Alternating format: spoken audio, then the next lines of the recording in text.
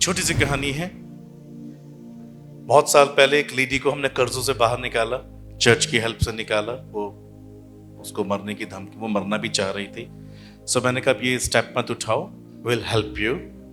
तो हमने उस समय उसे कर्जों से निकाला, उसका पेमेंट किया। उस लड़की को हमने, लेडी को फ्री किया, क्योंकि एक ही बेटा था, हस्बैंड था नहीं उसके साथ। मैं आपको बता रहा हूं कि अनुग्रह का दरवाजा जब खुलता है तभी आशीर्वाद होता है, चमत्कार होता है। तो उसे निकाल लिया, वो फ्री हो गई। अब कुछ दिनों के बाद एक फैमिली आती है और मुझे कहती है, पास्टर 1000 रुपीज रख लीजिए और उस बहन को दे दीजिएगा। तो मैंने, आई एम सॉरी, अब तो हमने उसको फ्री कर दिया, वी डोंट नीड, अभी हमको नहीं चाहिए। कि नहीं प्लीज, अब उसके नाम से मैंने रखा हुआ है, अब तो आपको लेना ही पड़ेगा। मैंने कहा नहीं, अब फायदा भी नहीं है, अब तो हमने उसको कर्जा भी सारा चुका दिया है, शी इज फ्री नाउ, अब हम कहां से देंगे। अच्छा, वो अब जा भी चुकी थी फिर ना, उसके बाद चली गई थी, तो हम देंगे भी कैसे। अच्छा एक काम करो पास्टर, अपनी गाड़ी का डीजल डलवा लेना इससे। मैं ठीक है, अभी खुद ही बोल रहा है तो मैंने ले लिया। डीजल बोला है तो मैंने अपने मुंह पे बोला है प्रभु के सामने डीजल के लिए, मैं ले लिया उसको। और वास्तव में मैंने डीजल ही फिल कराया उसका, उसी समय कराया, 1000 रुपीज का डीजल डलवा दिया। और जब मैं घर लौटा हूं तो शाम की बात है या अगले दिन की बात है, मेरी वाइफ के स्थाई पर एक छोटा सा बॉयल दाना हुआ और रात तक वो बहुत मोटा हो गया और फिर उसके बाद वो ग्रीन हो गया, उसके बाद येलो हो गया, उसके बाद वो पस से भर गया। समझ में नहीं आया ऐसा क्यों हो गया। वेल, इन्होंने मुझे बताया कि मैं चलने में ही मुझे परेशानी हो रही है। तो मैंने देखा, तो मैंने, ऐसा तो हो नहीं सकता, बिल्कुल ये तो ऐसा हो रहा है कि मानो जैसे कोई ट्यूमर बन रहा हो अंदर। तो मैंने प्रार्थना किया हम दोनों ने, प्रभु मुझे नहीं मालूम मेरी वाइफ को, मेरी पत्नी को ये तकलीफ क्यों हो रही है, दिस इज टेरिबल, पेनफुल, और देखने में बड़ा घृणा सा लग रहा है इसको। मैं अगर टेस्ट कराऊंगा कुछ और बात निकाल दी, क्योंकि खास सिचुएशन, हॉस्पिटल नहीं जाना चाहिए, कुछ भी सोच के मैं ये चलता हूँ कि आजकल तो बहुत फ्रॉड्स हो रहे हैं ना। अब उस समय यही मेरे मन में आया कि प्रभु एक तो मैं सेवक हूं और इतना पता ही डॉक्टर क्या बताएगा। Now you tell me what I have done wrong against you. मैंने क्या किया प्रभु जो मेरी वाइफ को ये हुआ। मैं ये बोल ही रहा था और होली स्पिरिट ने मुझसे बात करनी शुरू कर दी। मुझसे उसने कहा, वेयर इज द 1000 रुपीज, 1000 रुपए कहां है। मैंने, 1000 रुपीज कहां है। मैंने, प्रभु मैंने डीजल डलवा लिया। किसके थे वो। मैंने, प्रभु उस बहन के थे। तो तुमने क्यों लिए और अपने में क्यों इस्तेमाल किया। प्रभु उसने ही मुझे कहा, उसने ये मेंशन किया कि मैं डीजल डलवाऊं, तभी मैंने लिया। तुम्हें नहीं करना चाहिए था, तुम एक सेवक हो, तुम्हें सेवक की समान सोचना था। उसने क्या कहा, मैंने उसी के लिए निकाला हुआ है, तो तुम्हें कुछ भी करके उसे पहुंचा देना था, तुम्हें रखना नहीं था। भले उस पर एक्सेस में जाता, एक्स्ट्रा चला जाता, वो तुम्हें नहीं लेना था, वो तुम्हारा नहीं था। मैंने कहा प्रभु मुझे माफ कर दो, मैं वापस कर दूंगा, मैं तुरंत वापस कर दूंगा। फिर मैंने कन्फेस किया इनके साथ बैठ के, अपने पश्चाताप के, लॉर्ड आई एम सॉरी, मुझसे गलती हुई, मुझे क्षमा करो। और मैंने फटाफट 500 के दो नोट निकाले, एनवेलप पे रखे और मैंने प्रभु को कहा, देखो प्रभु मैंने रख दिए हैं और मैं जाके संडे में वापस कर दूंगा उसको, ढूंढ ढांड के जैसे भी। बस इतना ही कहा और हमने प्रार्थना करके हम फ्री हो गए। जब वो चेक किया कि चेक करो, क्योंकि इन्हें भी ध्यान नहीं कि मेरा चलना ठीक हो गया है, मुझे पेन नहीं हो रहा है। तो जब चेक किया तो वहां पर वो दाना था ही नहीं। Hallelujah, praise the lord, hallelujah. You see, पाप की दीवार, एक 1000 रुपीज की वजह से मेरी पत्नी ग्रसित हो गई। परमेश्वर आपके 1000 रुपए नहीं देख रहा है, वो देख रहा है पाप। किस वजह से आपके जीवन में गड़बड़ियां आ जाती है। डॉक्टर डी जिसकर को पवित्र आत्मा नहीं मिला जब तक उन्होंने वो 5 रुपए जो दुकानदार की चाय पीने पे एक्स्ट्रा उनके पास आ गए थे, उन्होंने वो वापस नहीं कर दिए। He is so much Holi God. यदि आपको सर्वशक्तिमान परमेश्वर से ही आशीर्वाद चाहिए तो आपको पापों की क्षमा मिलनी बहुत जरूरी है। क्योंकि यही परमेश्वर पापों के विषय में बात करता है, और कोई जातियां बात नहीं करेंगी आपसे। बाकी तुरंत उपाय में लग जाएंगे लोग आपसे पैसे लेकर, पर यह परमेश्वर पापों की क्षमा का ऐलान करता है।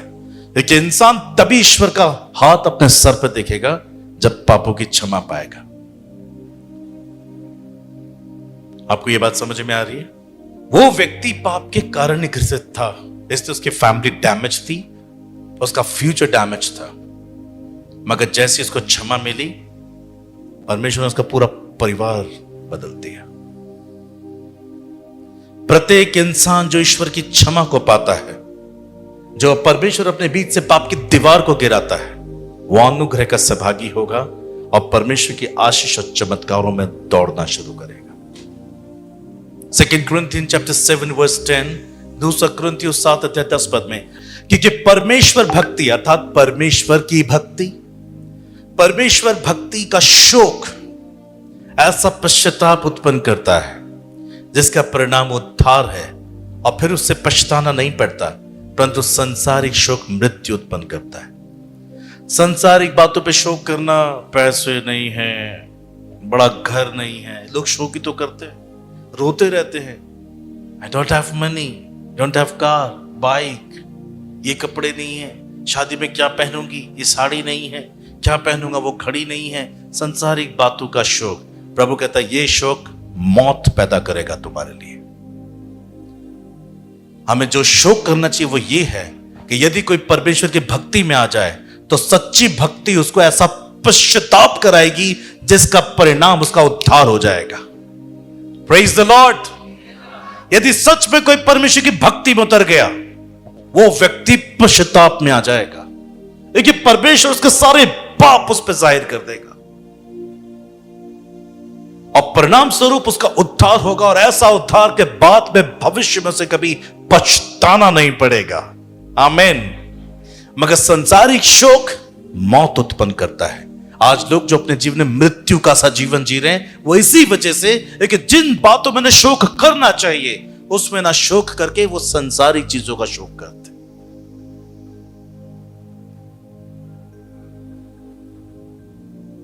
परमेश्वर प्रभु यीशु मसीह के द्वारा आपको अपनी उपस्थिति में बुलाया है। उसको कहें, प्रभु आपकी भक्ति मेरे जीवन में पश्चाताप लेकर आए। बोलिए, प्रभु यीशु आपकी भक्ति मेरे जीवन में पश्चाताप को लेकर आए, ऐसा पश्चाताप ताकि कभी पछताना ना पड़े। प्रभु मेरी सहायता कर, मेरा दिल मुझ पर जाहिर कर, मेरी गलतियां मुझे बता दे, मैं देख सकूं प्रभु मैं कितना पापी हूं। मैं पापी हूं प्रभु, मुझ पर मेरे पाप जाहिर कर। हमें रोज ऐसी प्रार्थना करनी है। And he will reveal your heart to you.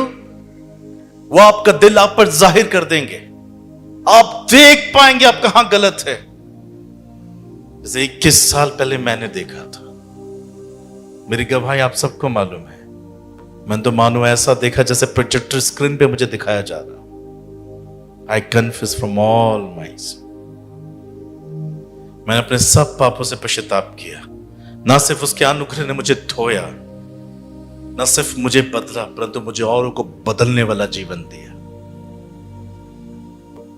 आज मैं ये गर्व से हर जगह मैं कहता हूं, इंडियन बाहर कंट्री में भी मैंने गर्व से कहा है हमेशा लोगों को कि हर दुनिया में एक शब्द, एक स्टेटमेंट है, हर एक कामयाब पुरुष के पीछे एक स्त्री का हाथ होता है। मेरे साथ ऐसा नहीं है। मेरी कामयाबी के पीछे यीशु मसीह का हाथ है। Hallelujah, praise the Lord. मेरे माँ बाप परेशान थे, मैं पढ़ता नहीं था, बट बिकॉज ऑफ क्राइस्ट मैंने पढ़ाई की। Because of Jesus here I am. उसने मेरा जीवन बदल दिया, मेरी बोलचाल बदल दी।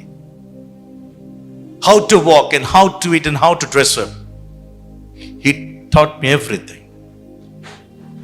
सब कुछ सिखा दिया उसने मुझे, और उसने मुझे वो भली पत्नी भी दे दी।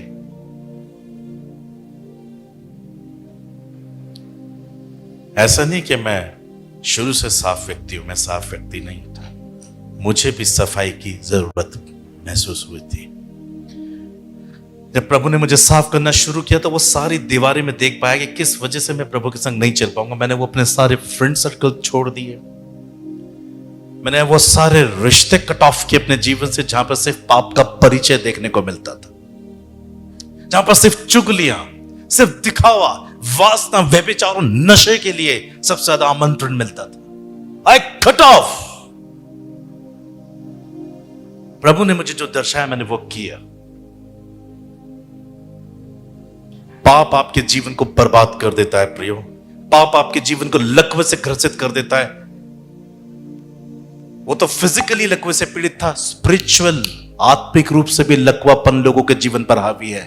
सब कुछ है उनके अंदर, वो देख सकते हैं, बोल सकते हैं, चल सकते हैं, बॉडी को मूव कर सकते हैं, इवन हर चीज जो चाहे कर सकते हैं, पर हो ही नहीं रही है। जिस जगह पर हाथ लगाते हैं, नो सक्सेस एट ऑल। बहुत मेहनत परिश्रम करेंगे पर होगा कुछ नहीं। इसे कहते हैं आत्मिक लकवापन। कुछ भी करने से कुछ नहीं हो रहा है। ये लकवा परमेश्वर दिखा रहा है लोगों को। जबकि बाइबल कहती है जेनेसिस 1:28, उत्पत्ति 1:28 पद में, जब परमेश्वर ने इंसान को बनाकर कहा तुम फूलोगे, फलोगे और पृथ्वी में भर जाओगे। आज क्यों नहीं हो रहा है ऐसा? और जो फल फूल रहे हैं, बाइबल में दाऊद ने फिर सवाल किया, I am a righteous one and seeking you with all my heart. मैं धर्मी जन तेरी खोज कर रहा हूं प्रभु पूरे दिल से। क्यों मैं इतना दुख उठाता हूं? और एक संसारी व्यक्ति इतना फल फूल रहा है, उसके जीवन में कोई कलेश नहीं, पैसा उसके पास, प्रॉस्पेरिटी उसके पास। परमेश्वर ने क्या कहा दाऊद को? उनकी चिंता मत कर, वो संसारिक लोग हैं और उन्हें तो मैंने ढलान पे रखा है। ढलान समझते हो? ये ढाल कहां लेके जा रही है? नरक में लेके जा रही है। उनकी चिंता मत कर, उन्हें मैंने ढलान पे रखा है। यदि ना पछता है तो ऐसे ही जगह में जाके मरेंगे जहां से कभी नहीं निकाले जाएंगे। पर जो जीवन मैंने तुझे दिया है बस उस पर ध्यान दे, वही सच्चा जीवन है। सो प्रियो, धन दौलत प्रोस्पेरिटी नहीं, आत्मा की प्रोस्पेरिटी हमको चाहिए। आत्मा में धनवान होना हमें चाहिए। इससे अधिक हमें कुछ नहीं मांगना चाहिए। परमेश्वर हमें वो नहीं देगा जो हमें अच्छा लगता है, पर वो हमें वो सब कुछ दे देगा जो हमारे लिए अच्छा होता है। मैं जब इन बातों को प्रचार करता हूं, आप मुझे खुद देखो। मैं गर्व से ये कह सकता हूं, मुझे पहले वॉच करो कि I don't have any job, neither मेरी वाइफ के पास भी एक जॉब नहीं है। हमें इसी के लिए बुलाया गया। आप हमारा जीवन देख लो बस। हम आपके पास आते ही नहीं है और कहीं से मांगते नहीं है, मगर प्रभु हमें क्यों इस तरह से रख रहा है? ये मांगा नहीं है कि इस जीवन में ऐसा जीवन भी मुझे मिल जाए प्रभु, पर ये प्रभु ने चुना कि इतना तो उसको होना ही चाहिए। सो परमेश्वर आपको ऐसे नहीं होने देगा।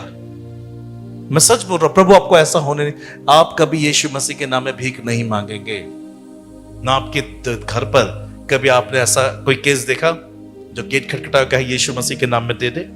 मिला? पूरी दुनिया में नहीं मिलेगा आपको ऐसा। बाप जिंदा है, बच्चों को भीख मांगने नहीं देगा। आमीन, प्रेज द लॉर्ड। आपका पिता जिंदा है, उसे अपनी इमेज की सबसे ज्यादा चिंता है। वो मुर्दों में से जी उठा है, उसकी कब्र खाली है, इसलिए वो आपको ये होने कभी नहीं देगा। बस वो ये चाहता है कि जिन बातों से वो घृणा करता है, अपने जीवन से उसको दूर करो। पाप हमें आत्मिक जीव रूप से ग्रसित, लकवा ग्रसित कर रहा है। आप अपने बच्चों के लिए कुछ नहीं कर पाएंगे अगर आपके पाप आपके जीवन में। आप अपनी पत्नी के लिए कुछ नहीं कर पाएंगे यदि पाप आपके जीवन में है। आप अपने भविष्य को कोई शेप नहीं दे पाएंगे यदि आप पाप के जीवन में है। आपका पैसा, आपकी पहचान, आपकी ये संसारिक ताकत आपको आपके जीवन में नहीं पहुंचा पाएगी। परमेश्वर ही है जो दरवाजा खोलता और बंद कर देता है।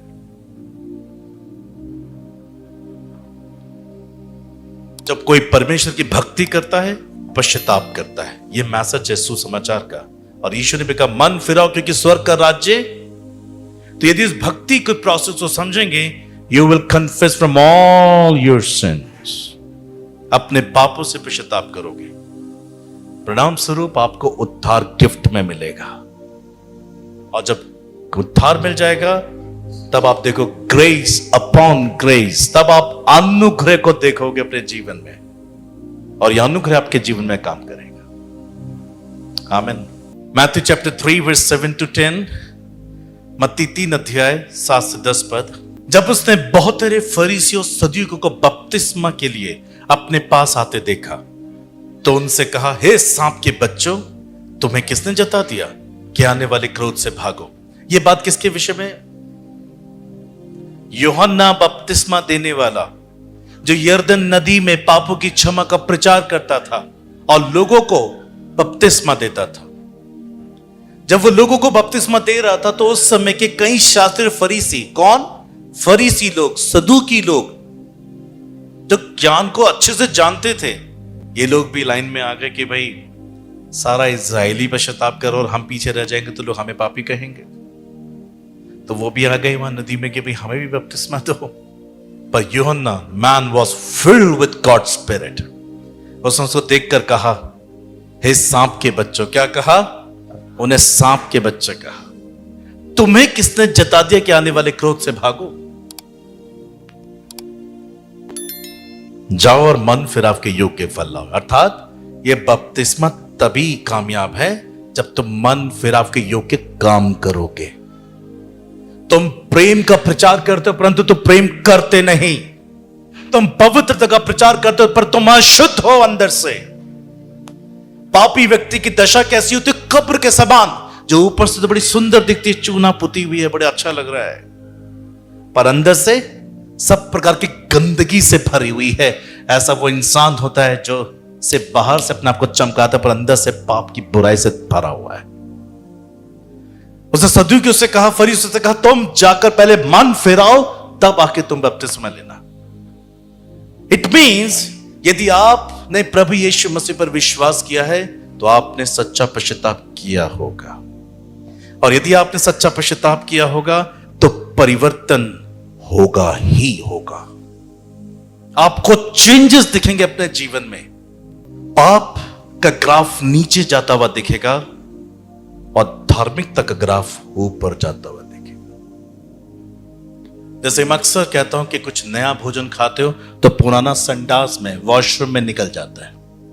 यदि आप रोज परमेश्वर के सत्य प्रकाश को ले रहे हैं अपने जीवन में तो असत्य जीवन अपने आप बाहर निकल जाएगा। मन फिराव के योग्य फल लाओ। यदि मन फिराओगे तो परिवर्तन दिखेगा। मन नहीं फिराओगे, इसे छुपाने की जरूरत नहीं है, आपको खुद अंदर से पता लगेगा कि मैं वाकई मन फिराया हूं या नहीं। कई लोगों को चर्च बदलने की बीमारी है। 10 दिन इधर, 10 दिन उधर, 5 दिन इधर, 6 दिन उधर, उनकी ये लाइफ है। ऐसे लोग भी घात हो जाएंगे न्याय के दिन। देखिए, परिवर्तन नहीं ला रहे हैं, पर जगह बदलने से कुछ नहीं होता, परिवर्तन लाने से। और अगर परिवर्तन आ गया है तो ये रिक्वायरमेंट है परमेश्वर के संग चलने की। मेरे साथ निकालें 1 जॉन चैप्टर 1 वर्स 7 to 9, पहला यूहन्ना 1 अध्याय 7 से 9 पद। यदि जैसा वो, कौन? प्रभु यीशु, परमेश्वर, जैसे वो ज्योति में है, वो ज्योति में ही है ना, वैसे ही हम भी ज्योति में चलना है तो एक दूसरे से, अर्थात तब प्रभु और हमारा कुछ लेना देना होगा। तब प्रभु और हमारे बीच में सहभागिता होगी, रिलेशन होगा, फेलोशिप होगी। एंड देन ओनली परमेश्वर आपको पाप के प्रभाव से हमेशा के लिए आजाद कर लेगा। उसके पुत्र यीशु का लहू हमें सब पापों से शुद्ध करता है। जब हम यीशु में पश्चाताप करते हैं तो हमारे भूतकाल, पास्ट में किए गए पापों को तुरंत प्रभु माफ करता है। मगर पाप का प्रभाव खत्म नहीं होता, प्रेजेंट टाइम में वो देखने को मिलेगा। मगर ये प्रभाव भी तब खत्म हो जाएगा जब आप रोशनी में चलना शुरू कर देंगे, जब आप रोज प्रभु की ज्योति में चलेंगे, तब ये प्रभाव खत्म हो जाएगा। प्लीज ये मैसेज ध्यान से सुनो, बी केयरफुल, ध्यान सुनो, सबके लिए इंपॉर्टेंट है।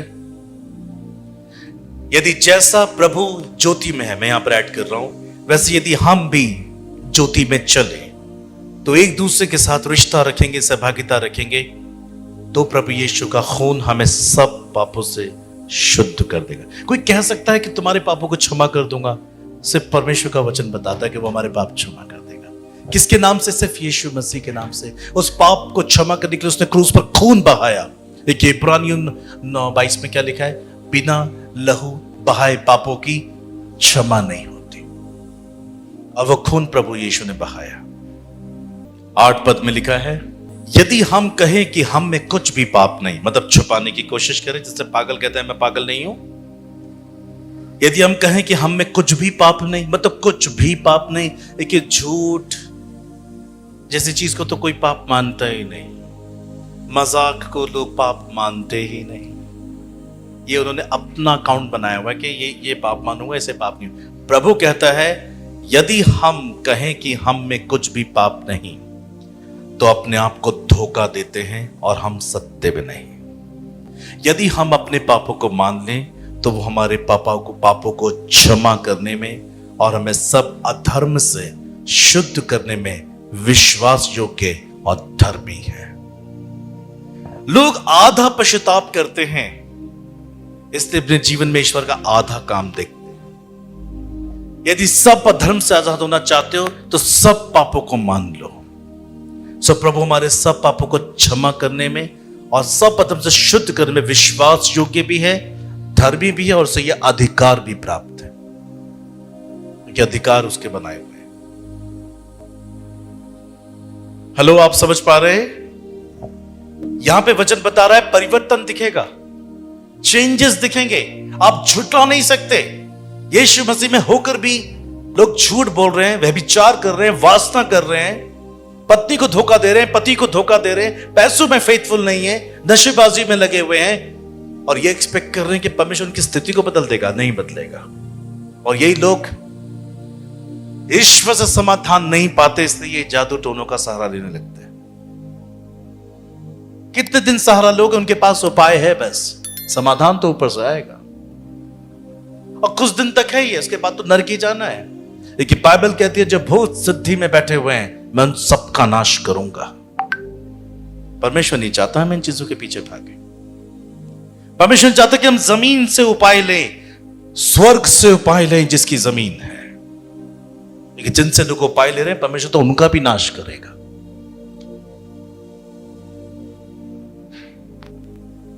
यही सुसमाचार है प्रियो के मानव जाति को उनके पापों की क्षमा केवल यीशु मसीह के नाम से मिलेगी और किसी के नाम से नहीं मिलेगी। मुझे नहीं मालूम कि लोगों ने आपको, जो पहली बार यहां पर आ रहे हैं, कैसे भी आ रहे हैं, हो सकता है लोगों ने आपको कहा बस तुम चर्च जाओ, तुम ठीक हो जाओ, बस तुम चर्च जाओ, तुम्हें आशीष, तुम बस चर्च जाओ, पैसे ठीक हो, पैसे मिल जाएंगे। ये रॉन्ग नॉलेज है जो लोग आपको देकर भेजते हैं। यहां पर